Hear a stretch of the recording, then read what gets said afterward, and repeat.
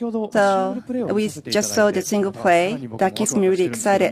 Not just a single person, but the several people can play together. Yoshida-san was talking about it. This is about the fighting shoulder to shoulder. So when we talk about it, how can we do it? It has to be a multiplayer format that we have to support. So based on that, we do have to have the solid ground about the multiplayer mode settings. And I'd like to give you some sneak preview, and I have the clip. And this is a highlight for you to watch.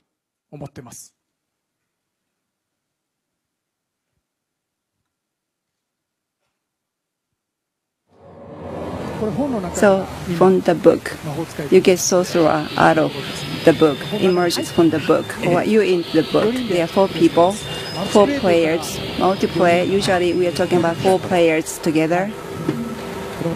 And you see the planes, and you move. This is part of the magic, high velocity, moving from one place to another. You leave the trail of your footage, and you move, and you use the flame of the magic of sorcerer. And each one has its magic to use against. You beat some evil object, and this is the soul of the goblin.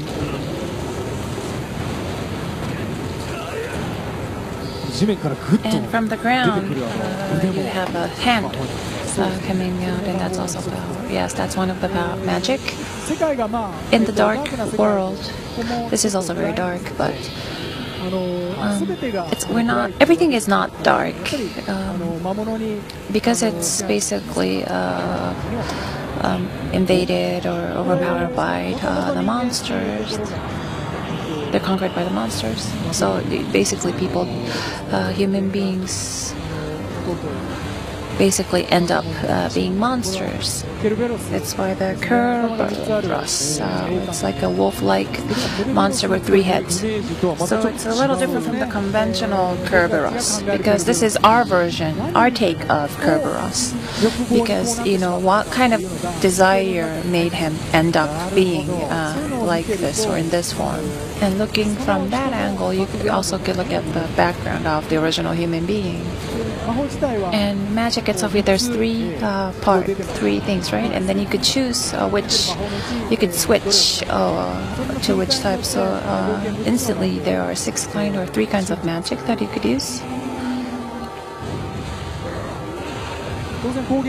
And obviously there's a magic to attack, or there's a kind of magic where you have light from the ground. And when we talk about velocity, we are really pushing that. So although it's a sorcerer, there's a lot of movement. I kind of felt, I had this stereotypical image that if it's sorcerer, you kind of step aside or back and then do something like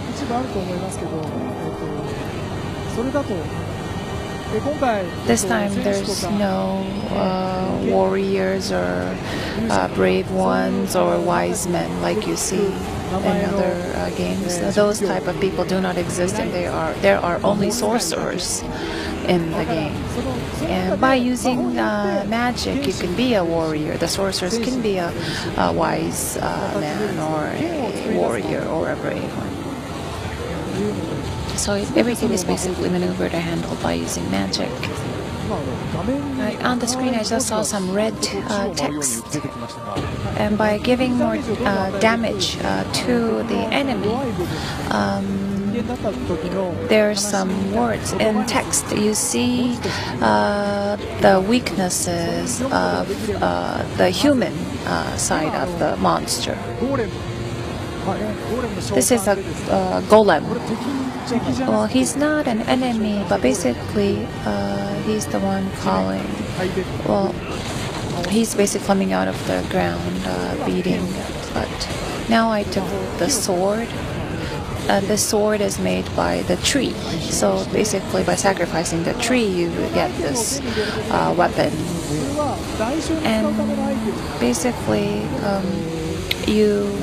there's a cost, or you pay a price to acquire powers.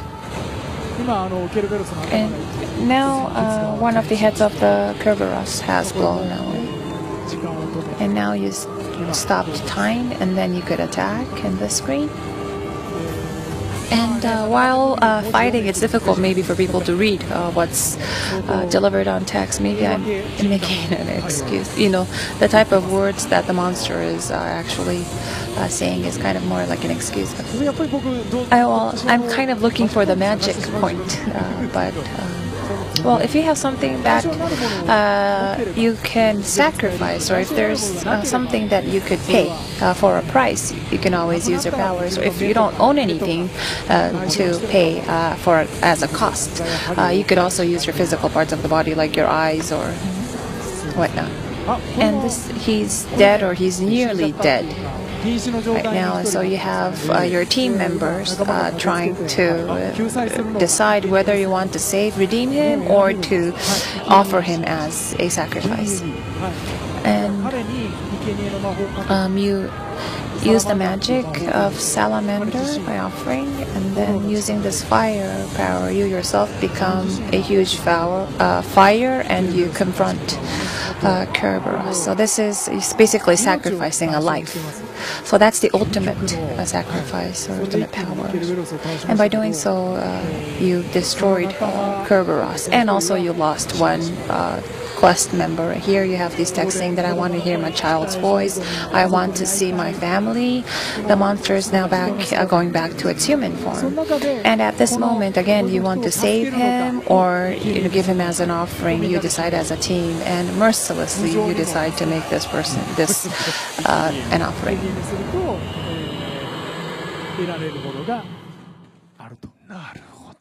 And you have one life dead, so you won't be able to get him. So there's also, if you're going to sacrifice someone else, or are you going to sacrifice yourself? In a movie or in animation, there are moments where a guy says, I'll handle the situation. He's basically giving his life up. But that's very difficult to do.